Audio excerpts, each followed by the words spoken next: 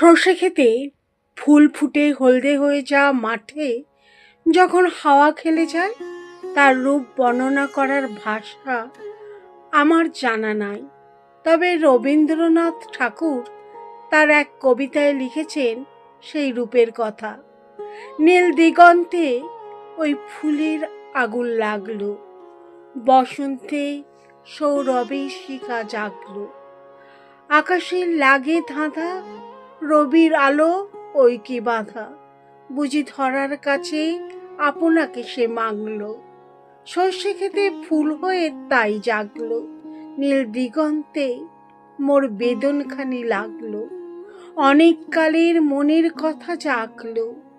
এলো আমার হারিয়ে যাওয়া কোন ফাগুনের পাগল হাওয়া, বুঝি এই ফাগুনে আপনাকে সে মাগলো।